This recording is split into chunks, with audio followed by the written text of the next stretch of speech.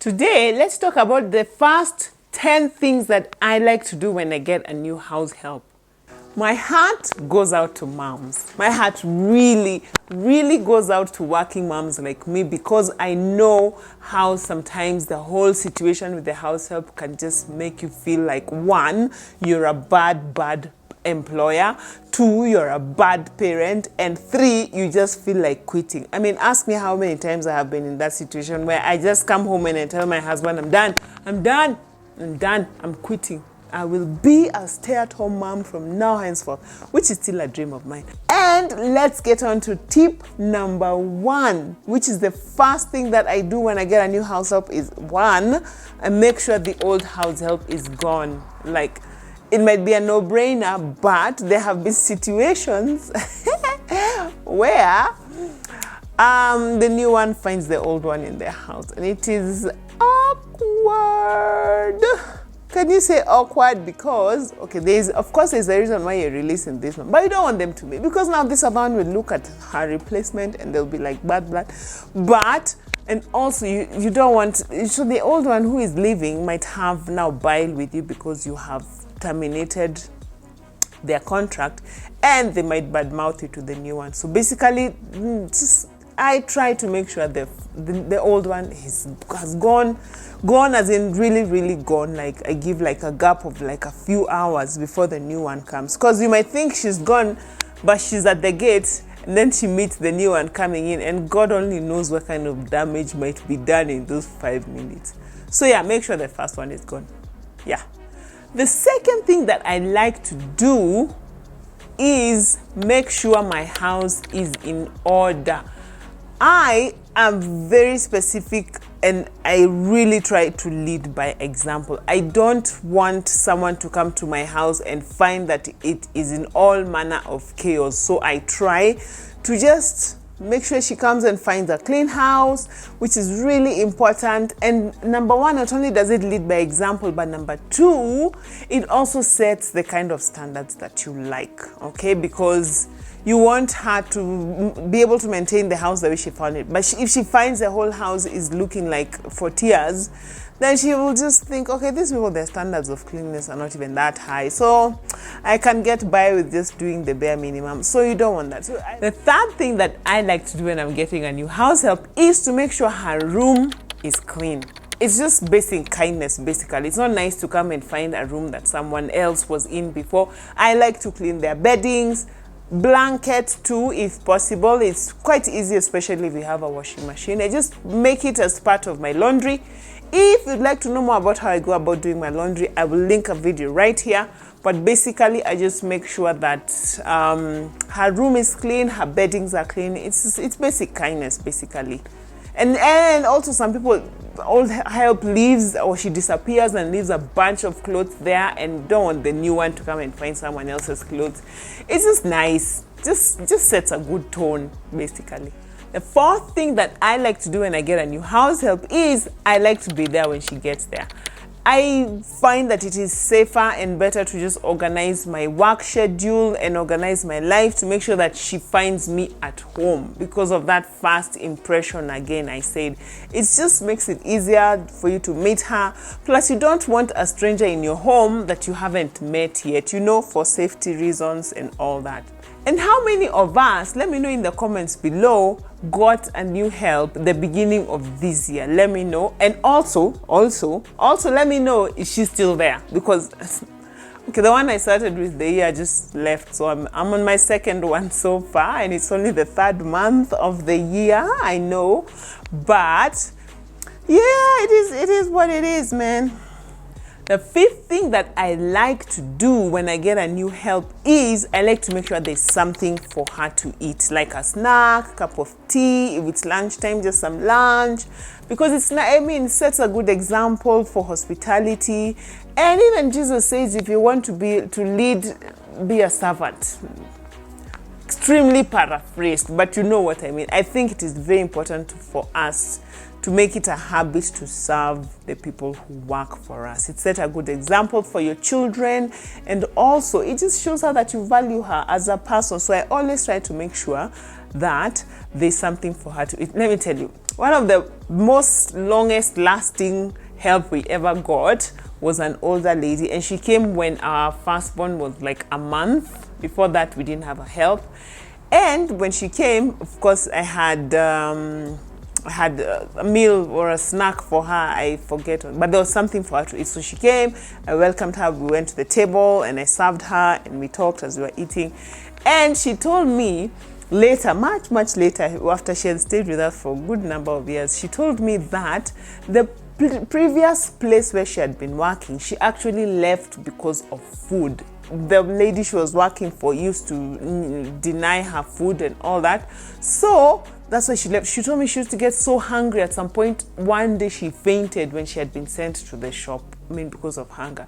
So when she came to our house and I served her, the first thing I did was to serve her. She was like, okay, I'm home, I'm here. And we actually stayed with her for a long time. And people used to just marvel at how good she was with our child back then and later on our kids. So yeah, I think it really it goes along. You might not know, but it actually goes a long way.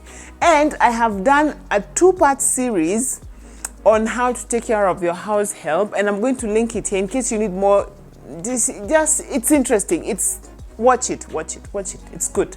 The 6th thing that I like to do when I get a new help is, of course, get to know her. Now here is where you get to find out her background information, where she grew up, her level of education, which is really important, especially when you have young kids and they might need to be helped with homework, or even just being able to read like medication, Also, if she has kids, I personally prefer someone who has had kids because my house is full of kids and you want someone who has been a mother. It's not a guarantee that there'll be a good help, but it helps. Something else that I also like to find out is where she was working before, why she left. Most of them will lie, but you can also gauge someone's attitude by how they talk about their previous employer, whether it's true or not. Because someone say, oh, that lady, she was.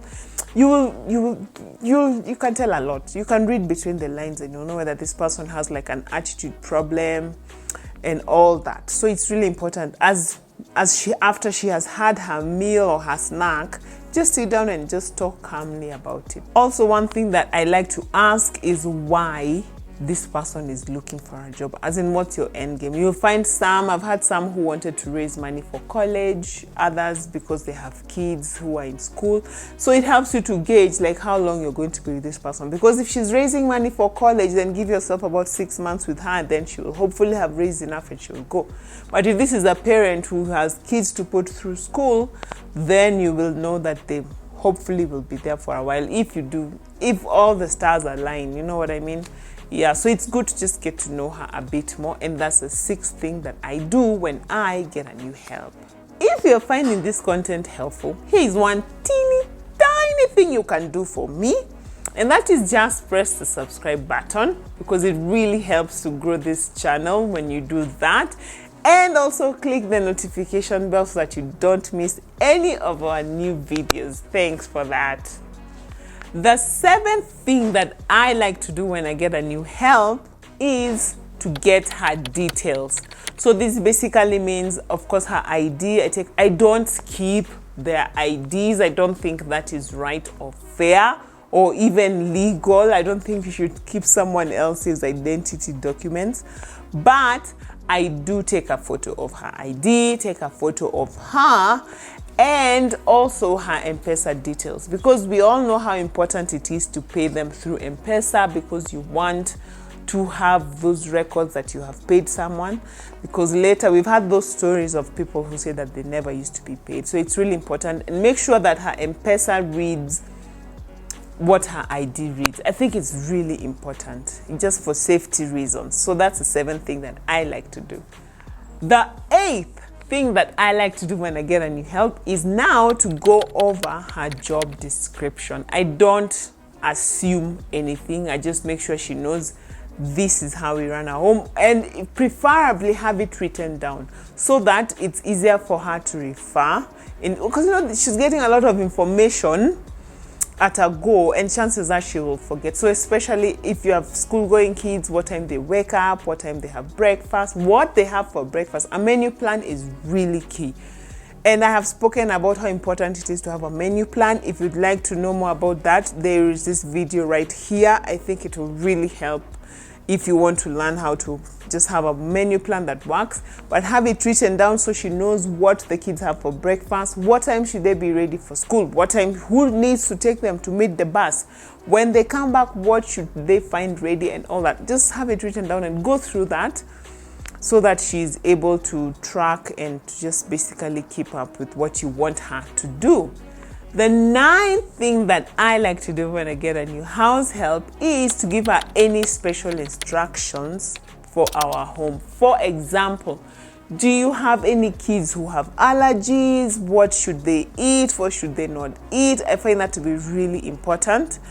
Also, like any emergency contacts that she needs to have. For example, I mean, in case there's an emergency, so and I'm not here, this is the number to call, this and this, this and this.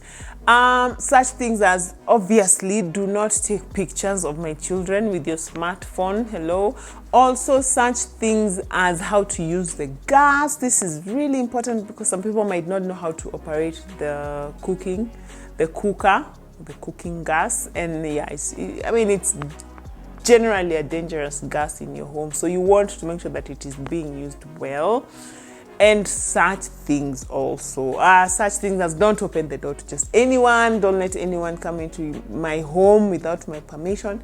All that is another video for another day, but basically make sure you give her any special instructions that she needs to know that might be different from any other home that she came from.